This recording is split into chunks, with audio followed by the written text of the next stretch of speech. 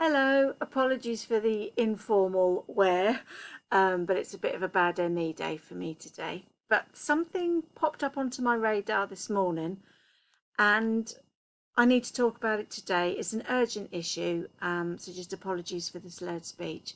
So I'm going to show you what came up on my radar. Okay, so it's an article in the Times, um, and it's called Therapy Sessions Start for Long-Term Sick with Record Numbers Off Work. Now, anyone that's followed me for a while will know that this is something that really winds me up, because it is a fact that ME charities estimate, because data is not available, that they estimate that there are now 1.25 million ME/CFS patients in the UK, or rather people that meet the diagnostic criteria for ME/CFS. Many hundreds of thousands of those people will not have a clinical diagnosis. It may take years for them to get a clinical diagnosis. You also need to know that 75% of ME/CFS patients are physically unable to work. Bear that in mind when you read this article. So it says physiotherapy and counselling are being offered in pilot schemes run by the DWP after the number of people classed as long-term sick reached 2.6 million. The article goes on to say therapists employed by the state will begin consultations with the long-term sick this week after ministers expressed frustration that the NHS was not doing enough to get people back to work.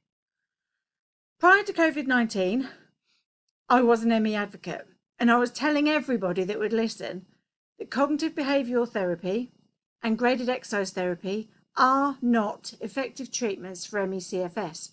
So if that's the case, why is physiotherapy and counselling being offered in pilot schemes? What worries me is I've gone on about this many times since 2014. The DWP funded a very poor research study well over a decade ago, 2006-7, and they said that CBT and graded exercise therapy worked for ME/CFS patients. Now, the NICE guidelines overturned that in 2021. This feels like a massive backward step, and I think because there are hundreds and hundreds and hundreds of thousands of people with undiagnosed ME/CFS, they are running the risk of causing massive deterioration in an awful lot of people who at the moment only have mild ME. But once you do CBT or GET, your chances of deteriorating to moderate or severe or very severe massively increase. So they are risking permanently harming a large number of people. They know that graded exercise therapy and CBT, which is what physiotherapists and counselling offer or used to offer for ME/CFS, some are still persisting with it, and it's a work in progress to educate these people, but that's what the DWP want to offer all of these long-term sick people, whether they've actually got a clinical diagnosis or not, because long COVID is an umbrella term. There are many different presentations of disease within that umbrella term. So exercise might be good for someone with kidney failure or some kind of heart problem, but it would be really potentially harmful for anyone that meets the diagnostic criteria for ME/CFS, whether they've got a clinical diagnosis or not. It took me 2.5 years to get a diagnosis. It's not uncommon to hear that it's taken someone 10 to 15 years to get a diagnosis, if they've got one at all. That's where we are with ME/CFS, because so few medics are actually trained on it and know what they're talking about when it comes to ME/CFS. Then it says pilot sessions will begin in London and Birmingham, where physiotherapists, mental health counsellors and stroke specialists hired by the DWP will offer assessments to hundreds of people claiming sickness benefits in an effort to reduce the number classed as unfit to work. Again, 1.25 million, 75% are physically unable to work. Have any of these DWP staff ever done any kind of training on ME/CFS? I would put every penny I have, which isn't a lot, but every penny I have on a bet to say not one of them has even had 1 hour of training on MECFS. So yeah, it's just a big push to get people back to work. But with ME, you have to understand we aren't tired. When we say, it's kind of a slip of the tongue, is, oh, I just feel really tired, because that's the only way to communicate how we're feeling. What it actually means is that our cells are fatigued, which means that every single part of our body feels knackered. That means that our body doesn't function properly. We can't think straight, stand upright for very long, can't communicate, can't talk, can't move. It'd be interesting to see how much work they think someone with severe ME would physically be able to do when they literally have to drag themselves to the toilet when they're housebound. That's 25% of people with MECFS. So ministers hope to expand the scheme by hiring more therapists to offer a route back to work for the 2.6 million long-term sick, fearing that the NHS has no incentive to get people well enough for employment. That is such a stigmatising, disgusting paragraph. You don't need an incentive to go back to work. Most people that I know with MECFS are devastated that they are physically unable to work. You don't need an incentive to go back to work. It's as if they think we're, benefits. You get so much money. Like, who would want to work? You try living off how much money people on benefits get. It's really not easy. And you've got absolutely no way of getting any additional money. You can't do overtime. You can't get a first job, let alone a second job. And you spend an awful lot of your income, whether that's benefits or not, on supplements, because there are no treatments. But it's just on the off chance that a supplement helps with one of your symptoms. Mel Stride, the Work and Pensions Secretary, has spoken of the need to end a system in which GPs are just ticking a box that says can't possibly do any work after a brief consultation. That's interesting, because everybody I know with MECFS that has a really bad stint and they can't go to work are told, just think yourself better, go for more walks, you've just got anxiety. So I don't know where that just ticking a box that says can't possibly do any work comes from, because it's incredibly difficult to get a sick note when you've got MECFS or MECFS-like symptoms, because many GPs do not believe that it exists. Long-term sickness is at record levels after a surge in disability claims since the pandemic. Mental health and joint problems are among the biggest causes for reasons that are not fully understood, although delays in getting NHS treatment and the rise in working from home have been suggested as possible factors. I don't swear with my advocacy, but what a load of tosh. 1.25 million people, of those, at least 700,000 of those are sick as a direct result of COVID-19. Now, as I've said a lot of times on Twitter, reap what you sow.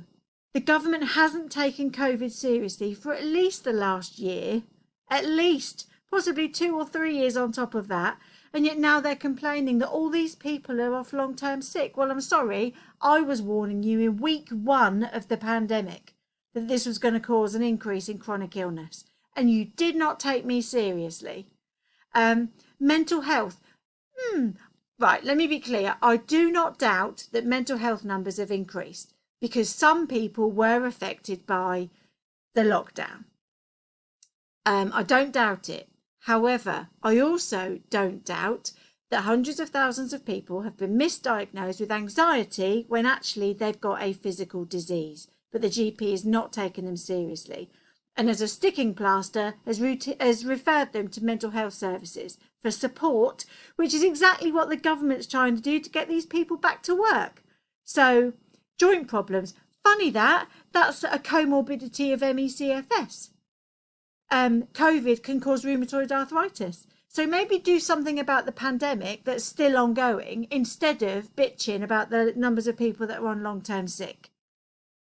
This week we've had so much vilifying nonsense about MECFS and people on long-term sick and long COVID, and it's like, just enough. Own it. This is your problem, UK government. You created this by removing free testing in the middle of a cost of living crisis. So people aren't bothering to test now, by downplaying COVID and saying it was just a cold, by not having mitigations in place other than in the Houses of Parliament, where you've got ventilation systems fitted to keep you safe.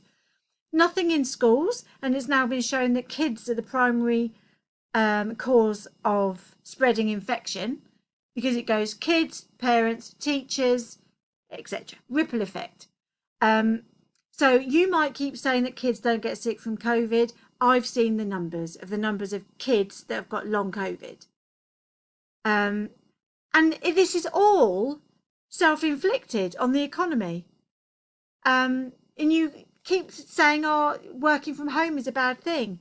Many hundreds of thousands of these people will only be able to work from home.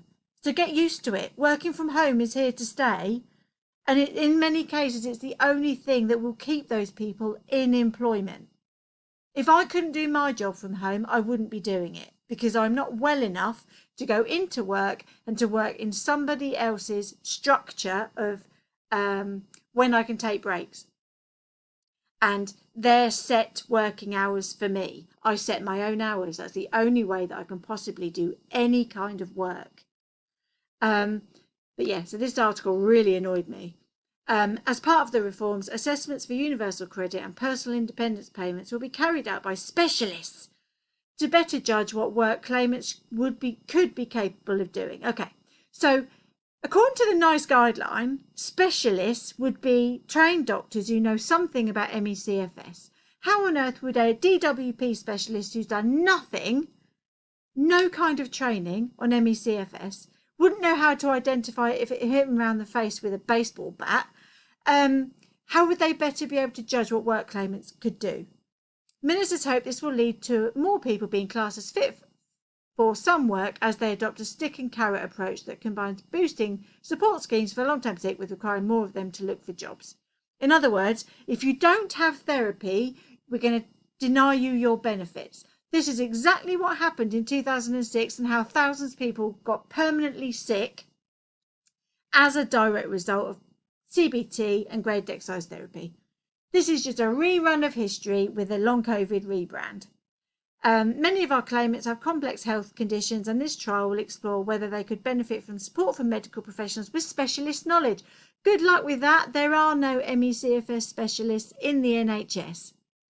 Although the pilot scheme will not offer claimants a full course of treatment run by the benefit system, in other words, it's not going to cost you anything, don't worry, they will inform broader changes designed to make the welfare system take control of both clinical treatment and job coaching to encourage more people back to employment. As I said, most people do not need encouragement. Many are devastated that they can't stay in the career that they possibly had to train for years to get into that position, particularly healthcare staff. Stride said he wanted to continue improving the benefits experience, because it's so great for claimants and providing opportunities for them to benefit from work where appropriate, putting the emphasis on what they can do rather than what they can't. Again, they can breathe, they can't get to the toilet unaided, they can't feed themselves, they can't travel into work, but you don't like them working from home, so how's that going to work? Anyway, I'm not going to read out the rest of the article, I'll attach it to this, but you can see why I'm really angry. They're vilifying the long-term sick at the moment, but they are mostly responsible for the mess that we're in terms of long-term sickness at the moment, because most of it has been caused by COVID, the virus, not lockdowns. Anyway, thank you for listening to this extra poorly person today. You can see how much that winds me up. You just have to join the dots and you can see where this issue came from. Stripey Lightbulb submitted something to the Jobs and Employment Inquiry last year, I think it was, or the start of this year, can't remember. And I said, most of this issue has been caused by COVID and you're doing nothing to prevent the spread of COVID. You keep saying mild COVID is just a cold. Most of long COVID has been triggered by mild COVID. My ME/CFS was triggered by a mild bout of labyrinthitis. That ME/CFS can be triggered by viruses is not new news. You can't say, oh, we didn't know, because I was telling you at the start of COVID. I was telling you that a virus can cause ME/CFS before COVID. That is your choice not to listen. Anyway, on that note, thank you very much. Catch you again soon.